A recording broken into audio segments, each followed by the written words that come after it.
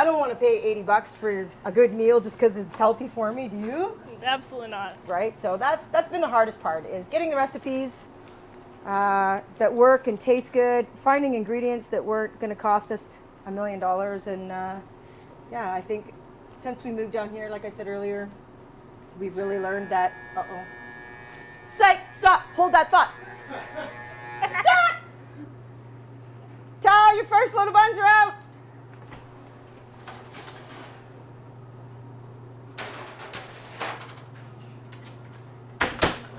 That's going to go off again in 7 minutes, Thomas. Oh, gosh.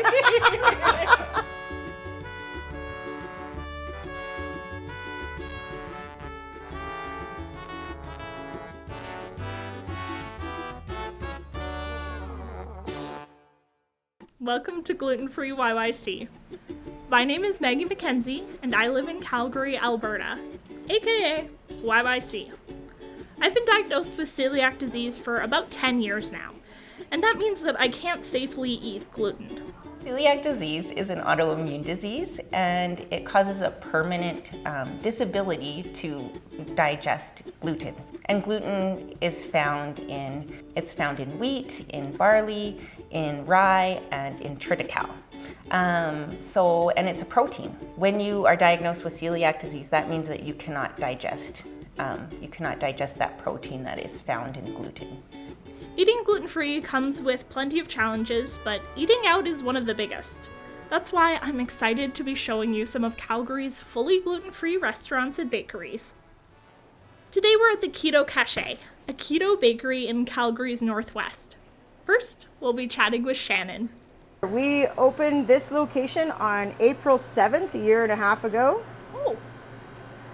Things started out super, super busy. It was a lot of keto people, but that's really changed because that diet sort of comes and goes. And while we still are 100% keto, we really now focus on our celiacs, diabetics, and other special dietary needs. Like, we even do dairy-free stuff now and nut-free things. We never used to do that, but it's been a learning process, right? As you go, you learn so much about people's struggles and all the allergies and contaminations. My boyfriend and I like to go on hikes, and every time we go, he's like, oh, we'll stop at the grocery store and we'll grab a sandwich and we'll eat that for lunch. And every time I'm like, so I'll stop at the grocery store and I'll grab ingredients to make myself a sandwich.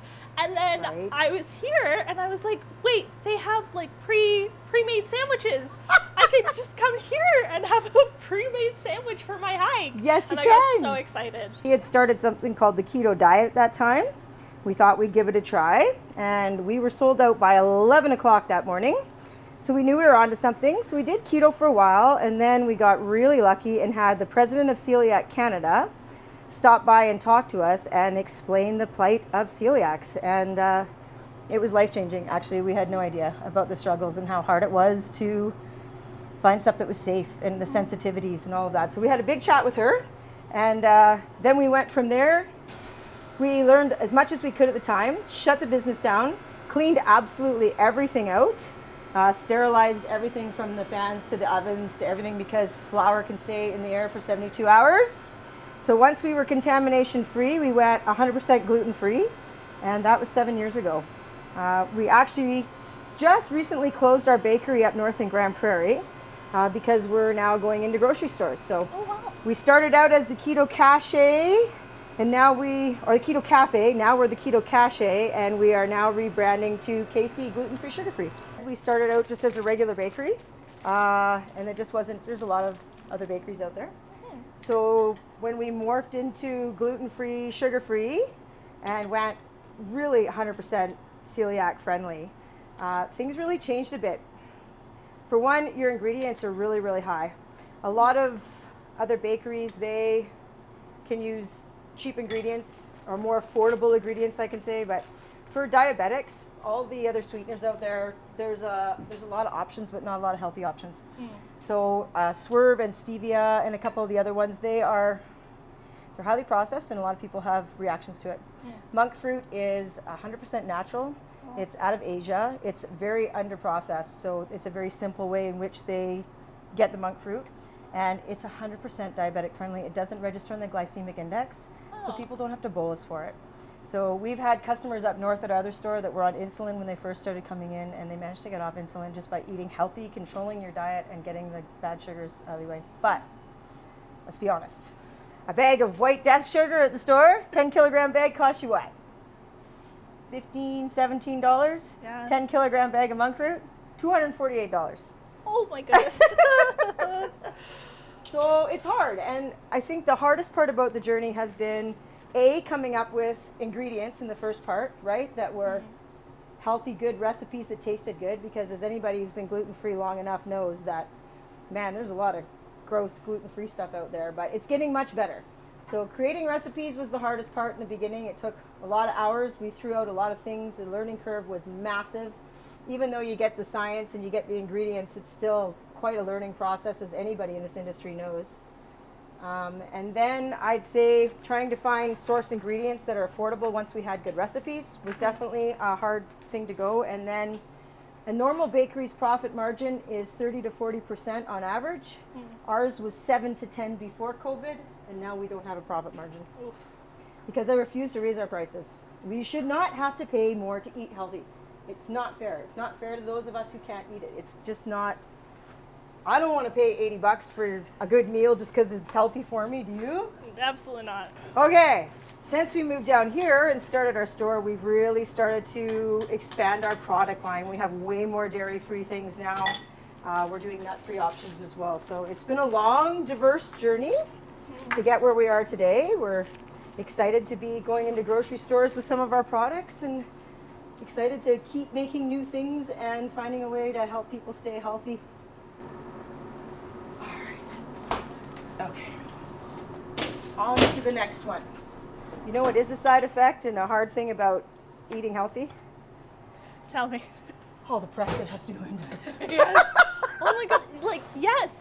Right? Yeah, especially, like, I mean, for me, as someone with celiac disease, like, even just, like, spending the whole day out of the house, like, before I was with my partner, I would just, like, very happily be like, spend my weekends at home and, like, do my little thing at home. But then he was like, let's go out and do things. And I was like, okay. And then I was like, I need to pack snacks. Like, Right? Like, you have to, like, think ahead. I'm like, where am I going to eat? Are we going somewhere where I can eat? That's such a real problem. It Yeah. really is. And a struggle that so many people don't quite understand too, right? I don't think there is one magic ingredient. I think that, first of all cooking, whether it's healthy, celiac, friendly, diabetic, or regular, is a science. I mean, we all have a different way to do things. Number one question here, what's your best seller?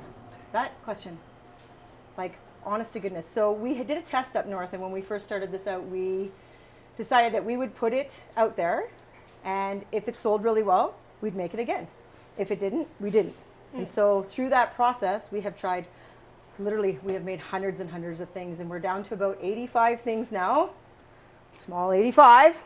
I would say cheesecakes are probably one of the big wow factors, because we give up so much with sugar-free, and you don't feel like that with our cheesecakes. Our cheesecakes are awesome. You won't know you're eating a sugar-free cheesecake in here. Yeah. And that was always the goal, right? You should be able to come in, enjoy the food, and it not taste like you're eating healthy. Yeah. Our food should not taste healthy. It should taste bad for you and still be good for you. That's sort of the ace in the hole at the end of the day, right? I think one of my favorite things besides cheesecake, besides our squares and everything, is probably our loaves. We started creating mini loaves, like a chocolate banana, and then we found a blueberry lemon that worked really well, and then we went to lemon poppy seed, and then we thought, okay, well, we need dairy-free, so then we made a cinnamon loaf, and really sorted. Now we need a nut-free, so we made a cranberry and orange loaf. And Ooh. we've been managed to, because we understood the science behind it, now that we have 6 different loaves, which are small, they're only 8 net carbs for a whole loaf. There's 4 servings in a loaf. Super tasty and moist, right? Like, when I bite into a carrot cake, I want it to taste like grandma's carrot cake, right? Same with the loaves. And so that was one of the big goals, and I really find a lot of our stuff is really moist and fresh, and doesn't feel like it's good for you. So that's kind of the goal around here. It should not taste healthy. Then we know we're on the right track. Yeah, for sure. Yeah, for sure. Great. We always want to know what people think too, right? Yeah, Like for if sure. I don't get positive and negative feedback, I can't fix things and I can't make it better. Yeah, for So I'm sure. a big fan of my customers coming in and saying, hey, I just didn't like this, or this tasted salty, or whatever. Without that input, I can't make it better. So I always encourage our customers to tell me what's right, tell me what's wrong, tell me what you like, tell me what you don't like, and tell me what you're craving that I don't have. Since you mention it, I have never found a good gluten-free toaster strudel. I know that sounds very challenging. It is very challenging, and you know why? Because in order to have the good flours and the good ingredients, it doesn't toast well in a toaster. So we make bagels, but we tell people to double toast it because they're made out of cheese. So you have to double toast them in order to get that nice crispy bagel flavor with butter and all of that. So toastal strudel, that's a hard one too. Same with croissants. A couple of people have really rocked croissants, but the problem here is that while I can make you a gluten-free strudel or toaster strudel or a croissant, it's not keto friendly, Oh yeah. and a lot of the time it's not diabetic friendly. So we try really hard to make sure we have all 3 boxes checked in everything we make. Don't be afraid to ask questions. We had a customer come in the other day and she's like, well, I can't have this. And I said, we're 100% gluten-free, but I can't have this. And she was so worried about it because so many people have said, oh yeah, it's gluten-free.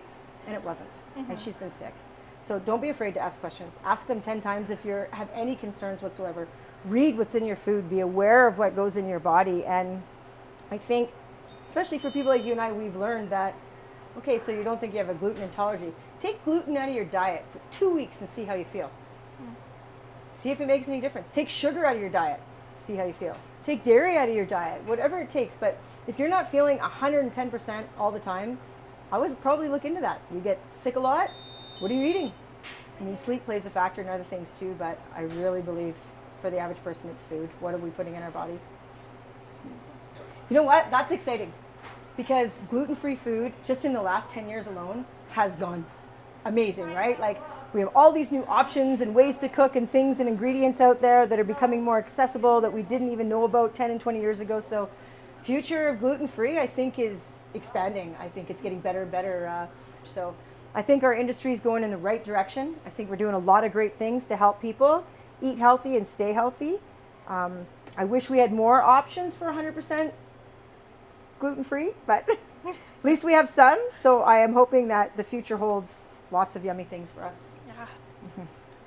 Does it taste healthy? No. Then we're winning. Yes. And that's just a normal New York cheesecake. So take it home, throw whatever you want on it. Throw chocolate, throw peaches, throw strawberries, throw anything you want. And then tell people you made it yourself. After chatting with Shannon, I was dying to taste the food, but I didn't want to do it alone, so I invited my father to come to try the food and chat about his experience with celiac disease. I'm Shelby McKenzie. I have celiac, and you invited me to come and try something new today. I've been eating gluten-free for about 13 years, and initially I think it was more for you when you were diagnosed, and over time I'm diagnosed now as well, and our whole house now is gluten-free. I don't think we have any non-gluten-free food in the house. Over time, the gluten-free cupboards have taken over from the regular cupboards. Yeah. Well, and you say that you were eating gluten-free for me, but the only reason I was diagnosed was because you had told me that you had celiac disease. Yeah. Yeah. I wasn't very committed to eating gluten-free in the beginning because there was nothing to eat.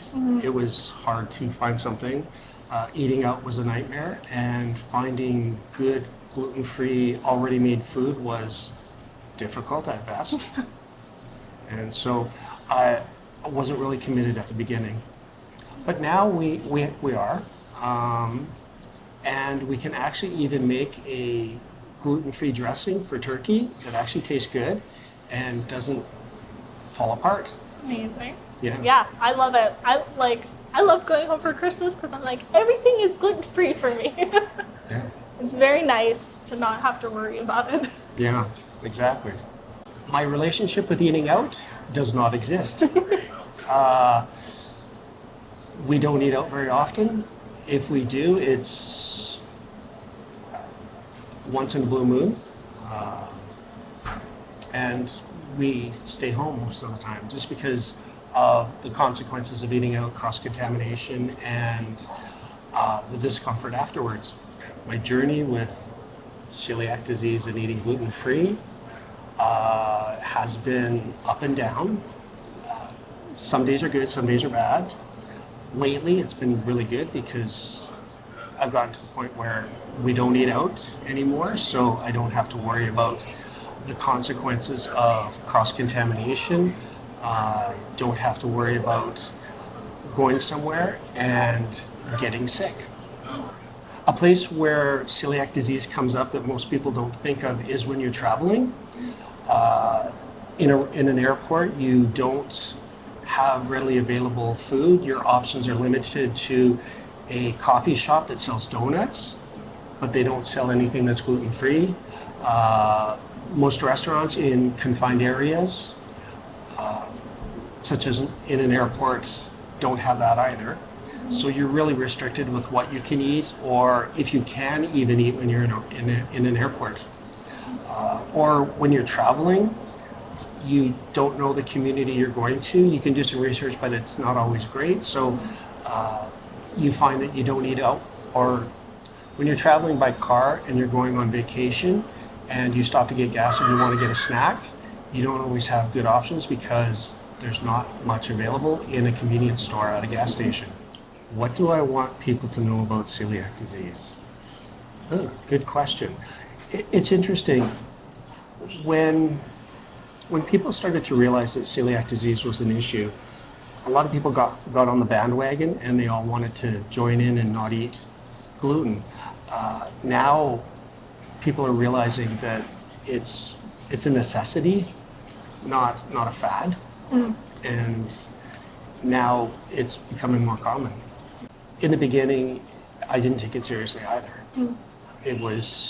I didn't realize until over time that once you take gluten out of your diet, you live a healthy life. Amazing. And so you end up doing more. You can enjoy things more. You just have to be a little more cognizant of what you're doing and who you're doing it with. During the holiday seasons, there's lots of parties, and going out is not always fun because there's always the potential of being cross-contaminated. Luckily tonight, I'll get to bring something that I know I can eat and enjoy. Yeah. Well, what do you miss the most about, what food do you miss the most now that you have celiac disease? Pizza. Pizza? The most, pizza. I miss pizza so much because there's some places that make pizza and it feels like you're eating cardboard. And so from what I understand, we're trying a sample of pizza today, which I'm actually really looking forward to.